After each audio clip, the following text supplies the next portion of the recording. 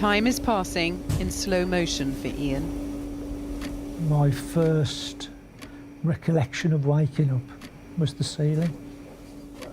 But it's a gradual process of learning to talk again, learning to eat, taking liquids, and I'm on the final stage, which is learning to walk.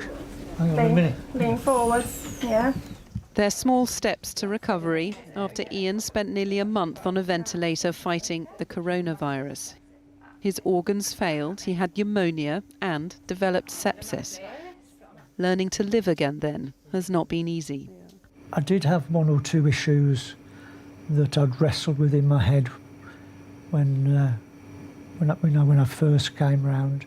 I didn't really realise what my family was going through, because they'd ring every day and the message would be the same. He's critical, no change. You know, it was my biggest fear that I couldn't be with them. Oh, I just love him. The first visit to his window from his wife last month was an emotional reunion, but one he couldn't physically enjoy.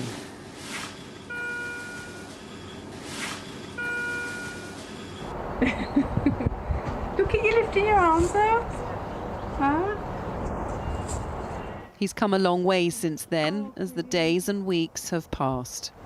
This is hard, must be hard, through the glass. They're sort of so close. Yeah. I mean, he couldn't speak before. Obviously he could move his eyes, and that was it.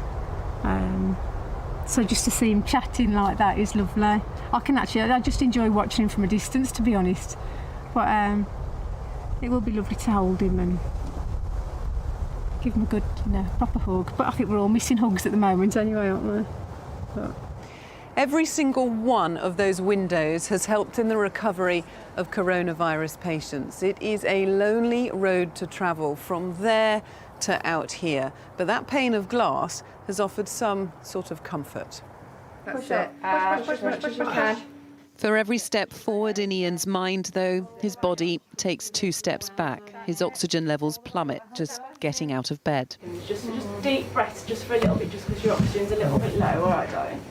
Is it normal? Yeah, so normally, because of the exertion and on the muscles and on the respiratory system, they will tend to, desaturate, so drop their oxygen levels. Not just a lonely road then, but a long road to recovery for a man who wasn't expected to survive. He was on a significantly large amount of support for his breathing, heart and kidneys.